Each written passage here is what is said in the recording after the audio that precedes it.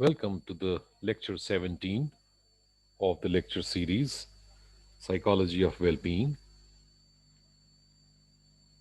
If we recall from lecture 3, we had looked at various paradigms of understanding well-being, right from the positivist paradigm that took us towards understanding well-being as an experience or as a variable located within the person to various other paradigms that looked at the worldview or experience of well-being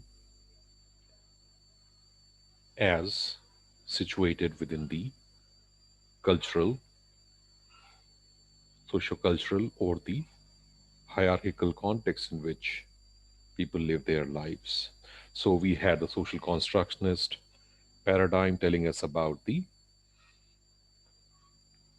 sociocultural constructions of well-being, person's life being situated within a socio-cultural context, and the critical theory paradigm that took us towards the importance of locating the person's experiences within the hierarchies in which we live our lives. Many a time, issues related to social justice, equity is associated with that, and how that also those issues of hierarchy and social justice and equity could also shape the experiences of well-being of people.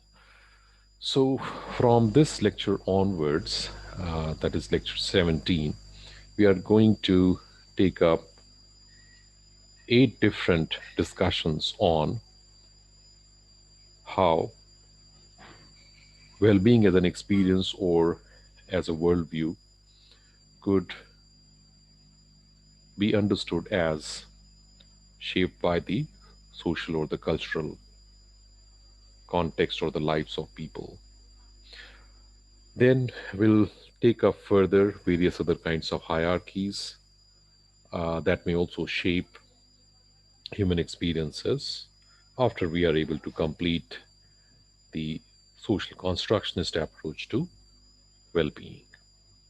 So, in this particular lecture, we are going to look at first, we'll try to recapitulate the understanding of social constructionist approach to well being.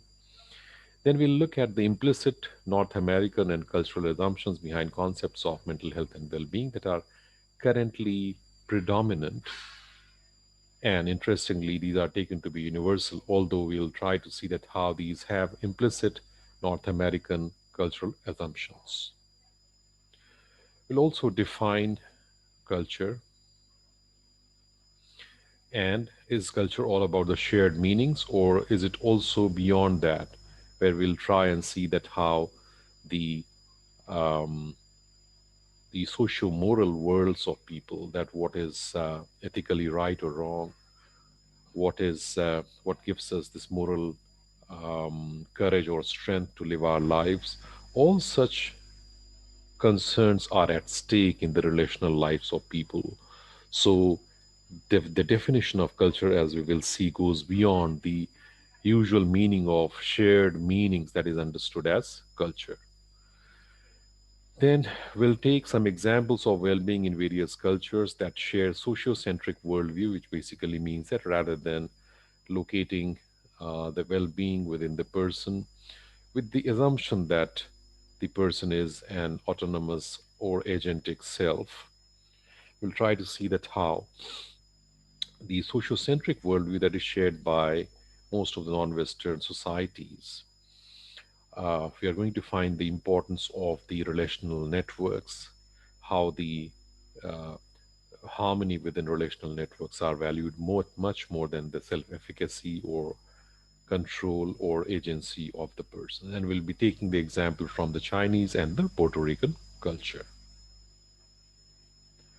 Well, what are the basic assumptions of the social constructionist paradigm? Here is a recap of that.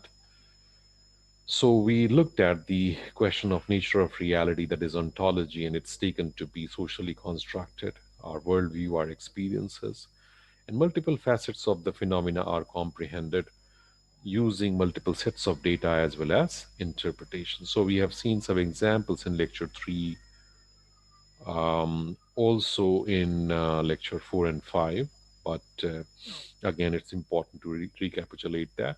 Also, the nature of relationship between the researcher and the participant, and that is taken to be an empathic relationship. And then methodology, which is the way to attain or gather knowledge, is all about the joint constructions of meanings between the researcher and the researched or the research participant by creating space for the participants to voice their concerns and lived experiences. Axiology, which is the purpose that the research may serve to the research participants, it's usually decided in collaboration with the participant. So there is more of participation of the um, research participants in deciding that what could be the purpose of all this inquiry for them, aiming at, and that may lead to, or that aims at, empowerment or emancipation from forces, both popular and academic cultural discourses that deny participants their voice.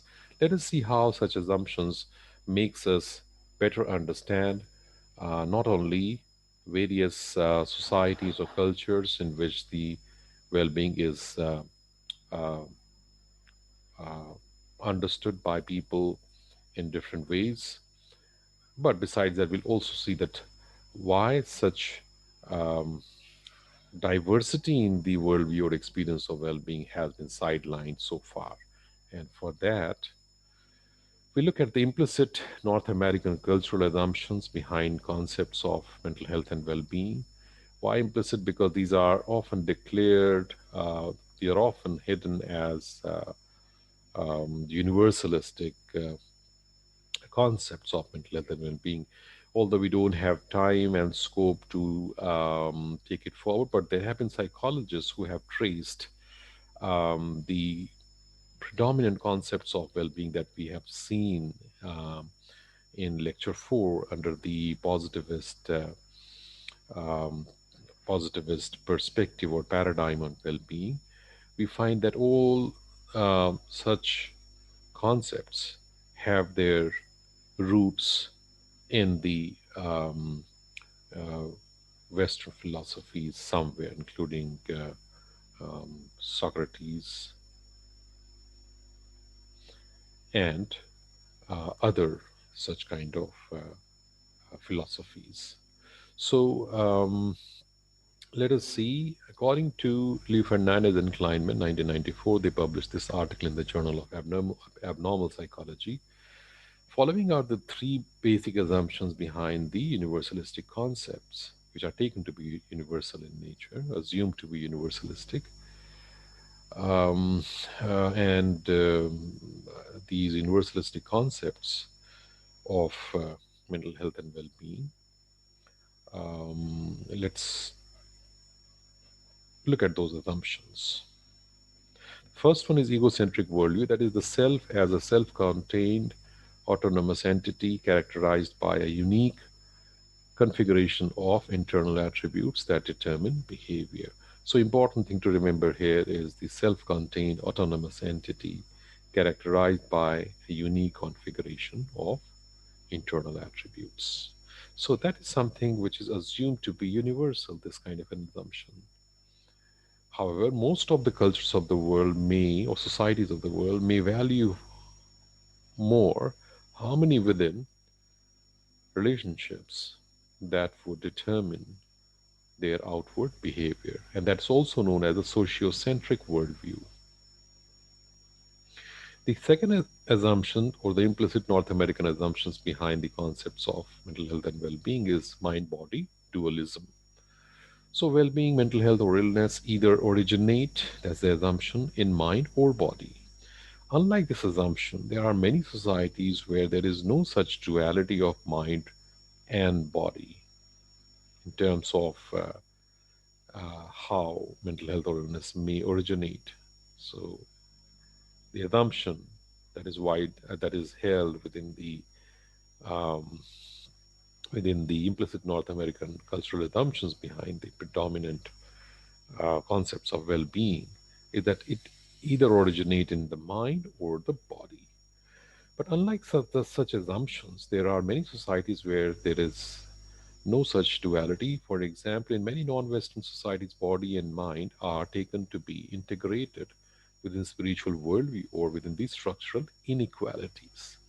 Let us recall French et al.'s, French and her colleagues sharing the experiences of historical trauma in the previous lecture, lecture 16, and the need for radical healing among people of color and indigenous population in the United States. So that is one telling example of how, rather than looking at the duality of mind and body, it's important to look at how also there may be conceptions where no such duality is observed. Rather, what is more important is to look at the wider structural realities or spiritual aspects of people's life where the mind and body are actually taken to be integrated together. So the third assumption, or the implicit North American assumption, is the culture being epiphenomenon of biological processes. Epiphenomenon would mean that uh, uh, culture is primarily a secondary process, usually shaped by the primary biological processes. So there is an importance that's given to the biological processes, and that in itself shaping the cultural realities of people rather than cultural realities being primary or independent of the relatively um, uh, independent of other processes like the biological processes. So, the exclusive focus on biological processes being the primary cause of every experience, including those of well being, mental health, or mental illness, besides culture. So, the source of such experiences or concepts might be understood differently in different societies. So, again, what becomes important is the fact that um,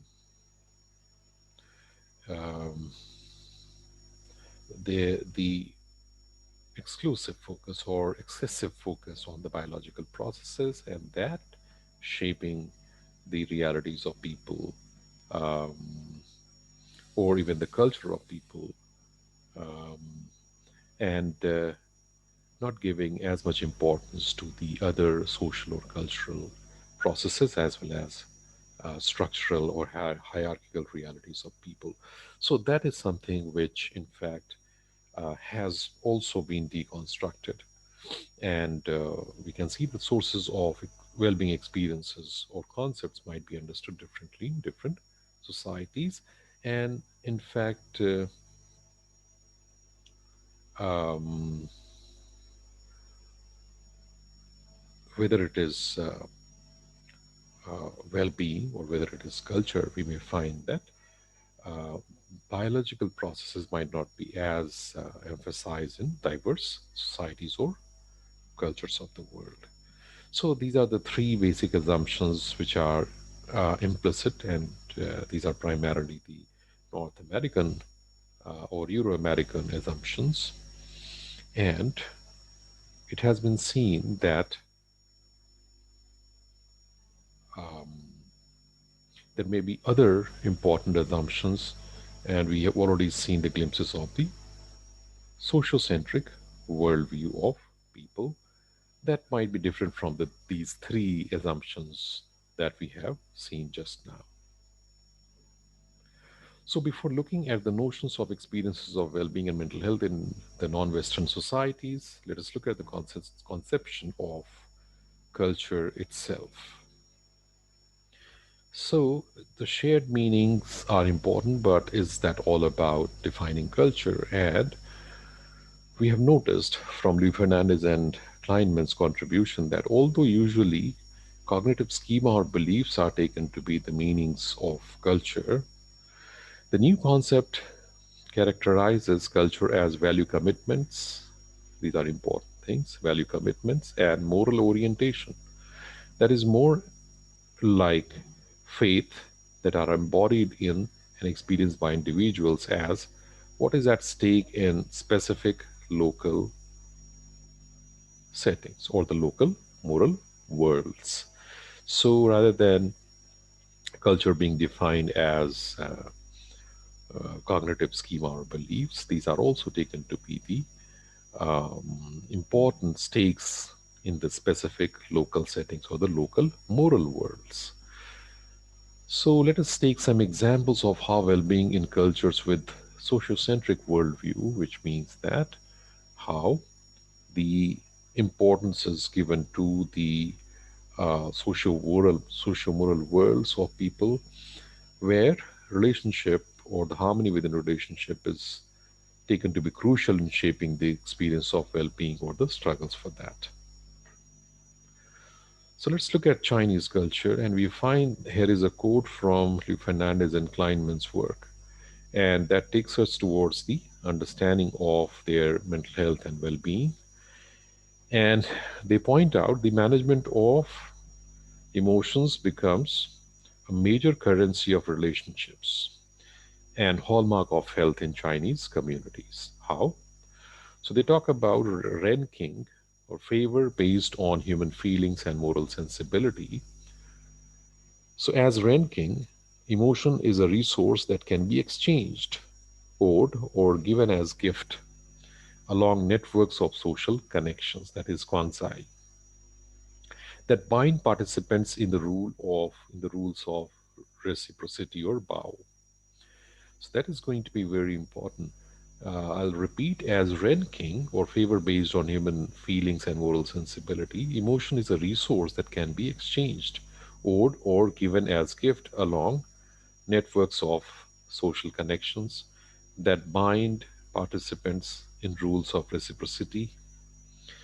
The appropriate exchange of favor energizes the social net with key, that is vital force. So, appropriate exchange of favor energizes the social net with vital force, which results in healthy individual minds, bodies, and communities. So, um, again, uh, the favor that we are talking about is the favor based on human feelings and moral sensibilities.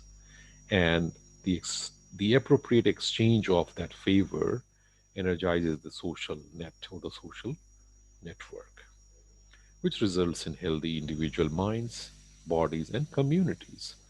So, such favor based on human feelings and moral sensibilities connects with face, Mianzi or Lianzi, an embodiment of social power that represents one's moral capital and one's prestige in interpersonal field. To lose face is to lose one's ability to engage in reciprocal, effective relationships guided by moral norms involving ranking. It is to be demoralized, bereft of key, and quite literally faceless, unable to look directly at others. So the importance is that of uh, gathering uh, what we understand as the vital force, and that vital force is dependent on the favor based on human feelings and moral sensibilities. Um, and that is all about a resource that can be exchanged, owed, or given as gift along networks of social connections that bind participants in rules of reciprocity. So, how much such favor based on human feelings and moral sensibilities that have been exchanged that would vitalize the person or the communities or families or people who are related to each other in the Chinese culture.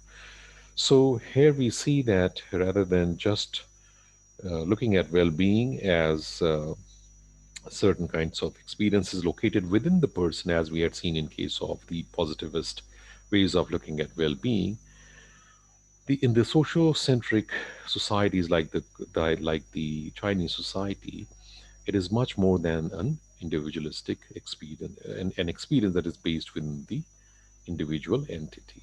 So, ranking or that favor based on human feelings and moral sensibilities takes us towards that kind of important understanding of well being within the sociocentric worldviews. Now, let's move on to another such sociocentric worldview of the Puerto Rican culture. And within that, there is one particular Jibaro construction, a local um, meanings of well being related to one specific community, and that is Jibaro construction of the self that is centered around the careful management of personal disclosure, effectively muting distinguishing features of personality in regular social contact and channeling individualistic expressions and experience of personality difference into a small number of protected,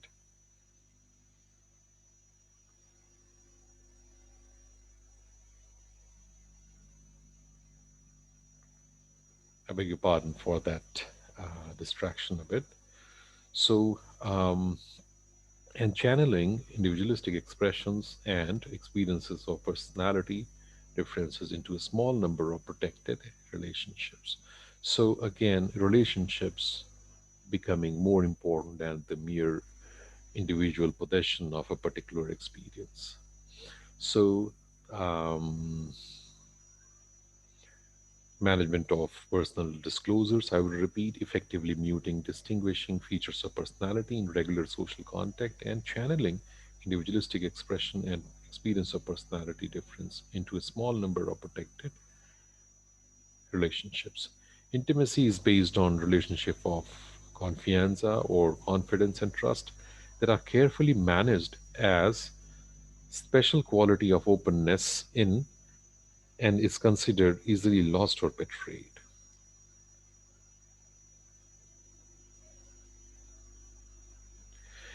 Confianza can be cemented through an incorporation of other into the status of family member via fictive kinship of com- compad- compadrazgo, compadrazgo, literally co-fathership, arranged by mutual sponsorship of children baptism.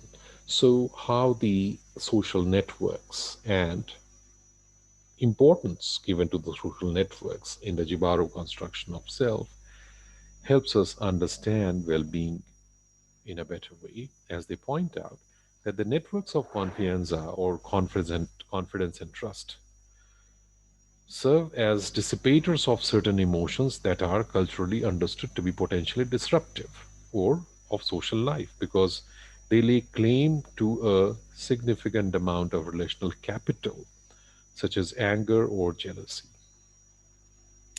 So, such disruptive emotions is dissipated by, is countered by confianza. Self control over these emotions marks the presence of a fully socialized, mature actor